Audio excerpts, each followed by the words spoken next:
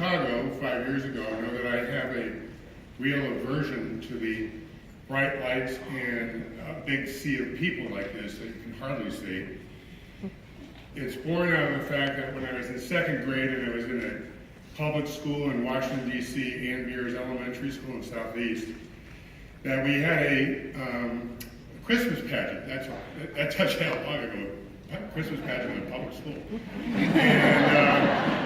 And I was chosen to be Joseph, and I had my burlap thing on my head, and my girlfriend was Mary. And so the scene was, the second grade, and there's just a huge sea of baby boomer kids in this auditorium. And the chorus was going to sing "Hark the Herald Angels Sing." The curtain would go up, the shepherd boys would come on, and the whole action was that this little girl was going to hand me the baby Jesus. Okay, that was the whole dramatic scene. So the song starts up, "Hark the Herald Angels Sing."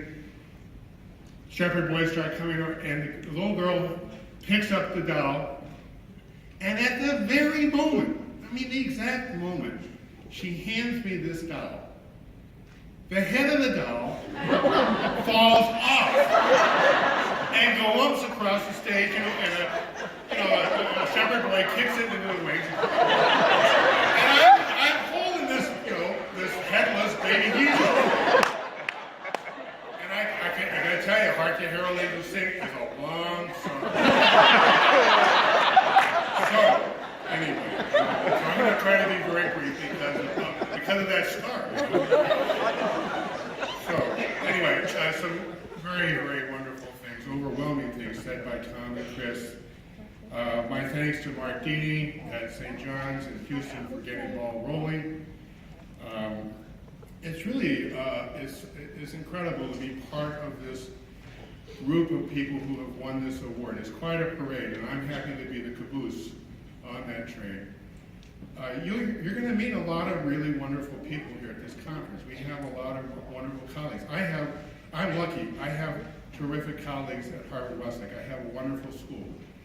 I do really important work. All of us do important work. And I think it's easy enough for us sometimes to think about what we have or what we do, but forget about who we are. And that's the point, because as for all the things that Chris and Tom said, actually the most important thing about me goes back to when I was 43. I was working at a school west of Milwaukee, Brookfield Academy, and I was baseball coach, teacher, college counselor, doing all those kinds of things. I was single. I had been single all my life for 43 years. And a boy transferred into the school. Mike Martin was his name. He had been at Marquette University High School. Came in as a junior, and the head of the upper school said, "Jim, you handle these single parent families well." His dad had died 6 years prior to colon cancer. His mother, actually, who had lost not only her husband, but her father on the same weekend. And his younger brother, it was a remarkable family. But anyway, so Mike comes in, take this kid under your wing, make him go. And I did that. And at the end of his senior year, when I was going to be leaving Brookfield Academy, Mike and his brother Andy, and they're both here today with their wives and the 5 grandsons. So if you hear a commotion over here, that's what that's all about. They sat their mom down and they said, "Mom, we the boys, we've decided who we want to have as our dad." And it was JP, and that's how I got married 22 years ago.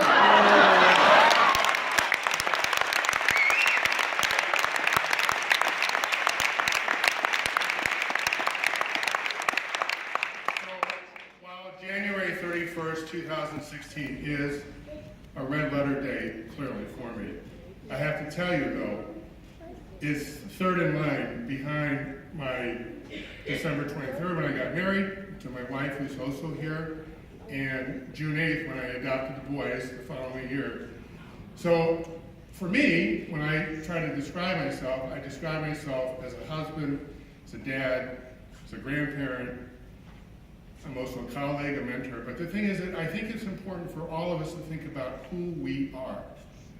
and how we can be better. And that's what this conference is about. It's not about learning all kinds of new things. I mean, you're going to be able to do that, but it's about how can I be better? How can I be a better colleague? How can I be a better friend? And I think, you know, you're going to have, actually yesterday Trish Jackson talked about the fact of trying to be a super citizen in our schools. We, as it's Jermaine, with the Iowa caucus tomorrow, the thing is that we have a duty as a citizen in our school to really excel, to be better, to be more kind, to be more merciful, to be grateful. And so I'm here to learn. I'm here to meet a lot of folks. I hope I get a chance to meet you. I never thought I would be the undercard for Cornell West. Warm up act, but you know, on with the show.